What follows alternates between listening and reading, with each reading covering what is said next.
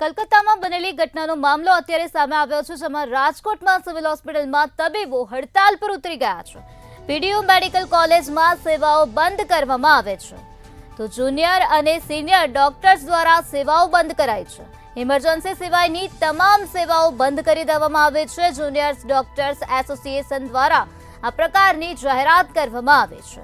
તો કલકત્તાની ઘટનાના સમગ્ર દેશમાં પડઘા પડી રહ્યા છે। સીબીઆઈ દ્વારા સમગ્ર મામલે તપાસ તેજ કરવામાં આવી છે।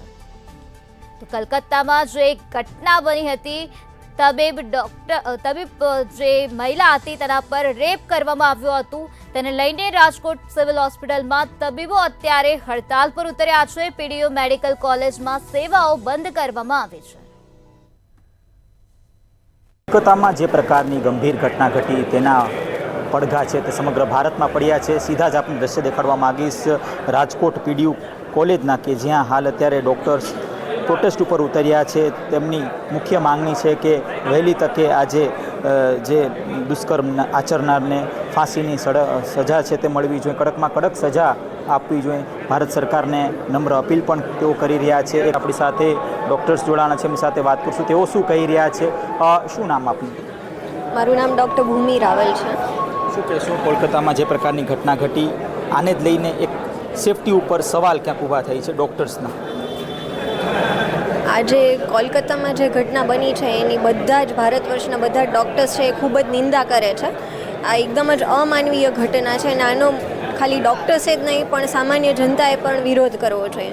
અને આ ઘટના જે બહાર આવી છે, આ પહેલી ઘટના નથી, પહેલેથી પણ આવું ઘણું બધું બનતું આવે છે, આવા ન્યૂઝ આવે છે અને જતા રહે છે, પણ ડૉક્ટર્સની સેફટી માટે કંઈ કડક પગલાં લેવામાં આવતા નથી।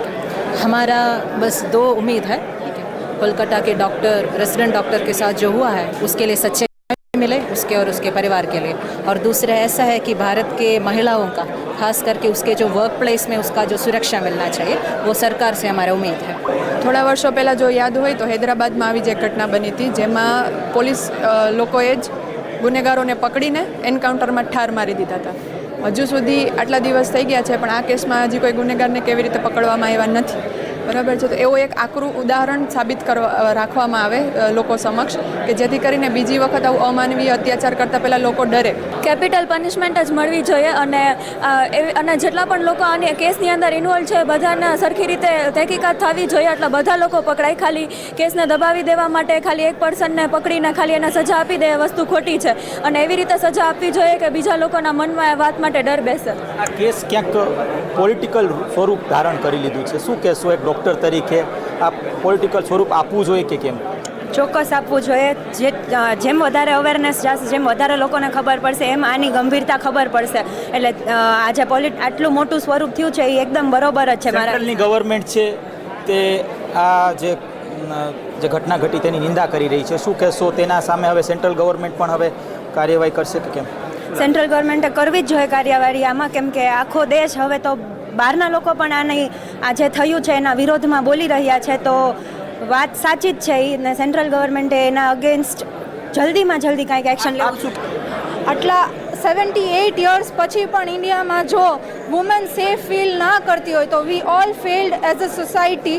અને આ ખાલી ડૉક્ટરનો પ્રોબ્લેમ નથી, સોસાયટી બહુ ઇગ્નોર કર્યું, ઘણા દિવસ પછી હવે બધાને ખબર પડી કે આ કેટલો મોટો પ્રોબ્લેમ છે। પ્રકારની ઘટના કોલકાતામાં ઘટી, એ પ્રકારની ઘટના વારંવાર ન ઘટે। આપણે નિર્ભયા કાંડ જોયું છે, નિર્ભયા કાંડ બાદ તેના જે કોર્ટ ટ્રાયલ્સ જોયા છે એ ખૂબ જ ગંભીર હતા। ક્યાંક ને ક્યાંક કેટલાક ડૉક્ટર્સ તરફથી એવી પણ પ્રતિક્રિયા આવી કે ત્વરિત એન્કાઉન્ટર થવું જોઈએ આ પ્રકારના રેપિસ્ટોને। તમારી પાસે લલિત વ્યાસ સાથે ધ્રુવ કુંડેલ, રાજકોટ।